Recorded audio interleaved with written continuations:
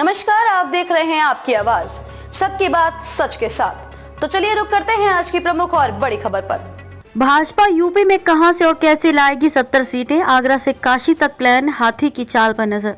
भाजपा 2014 के आम चुनाव के बाद से ही अलग मोड में है। कभी स्वर्ण जातियों और कुछ अन्य समुदायों तक ही सीमित मानी जाने वाली भाजपा को अब लगभग सभी हिंदू जातियों के वोट मिलते हैं। भाजपा ने दलितों और ओबीसी के बीच भी तमाम राज्यों में अच्छी पैठ बनाई और इसका नतीजा विधानसभा से लेकर लोकसभा चुनाव तक देखने को भी मिलता है। लेकिन अब भाजपा उससे भी आगे की तैयारी कर रही है।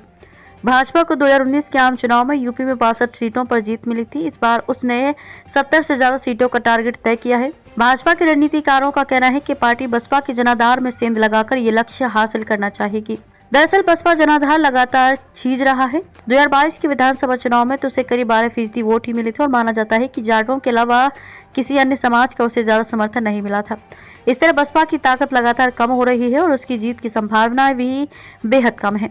ऐसे में उसकी कमजोर होती सियासी जमीन पर सपा के अलावा भाजपा की भी नजर है। आमतौर पर मायावती के ज्यादा वोटर सपा के खिलाफ रहे हैं। ऐसे में भाजपा को लगता है कि उनके बीच पैठ बनाकर एक हिस्सा हासिल किया जा सकता है। ऐसा हुआ तो आगरा, सहारनपुर जैसे मंडलों में ताकत बढ़ जाएगी, जहां दलितों की अच्छी आबादी है। उत्तर प्रदेश में दलितों की आबादी करीब 20% है। यदि स्वर्ण मतदाताओं और कई ओबीसी बिरादरियों के अलावा भाजपा दलित वोटरों का भी गठजोड़ बना लेती है तो ये बड़ी बात होगी।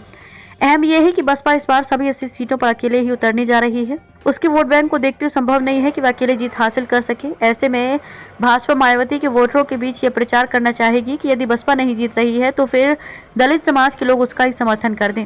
भाजपा के रणनीतिकारों का मानना है कि बसपा के अकेले लड़ने की स्थिति में दलित मतदाता भाजपा की ओर रुख कर सकते हैं। इस बीच भाजपा बस्तियों तक संपर्क की तैयारी में है। इसके लिए संत रविदास जयंती के मौके को चुना गया है। पीएम नरेंद्र मोदी खुद शनिवार को रविदास जयंती के मौके पर वाराणसी में होंगे। इसी दिन से भाजपा के नेता और कार्यकर्ता भी दलित बस्तियों का दौरा करेंगे।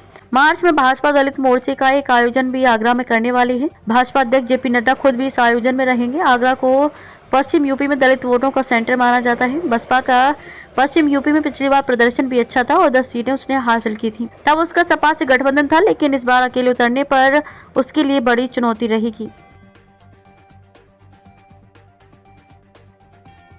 खबरों में अब तक के लिए बस इतना ही। फिर होगी आपसे मुलाकात ऐसी किसी बड़ी और खास खबर के साथ। तब तक के लिए नमस्कार और देखते रहिए आपकी आवाज।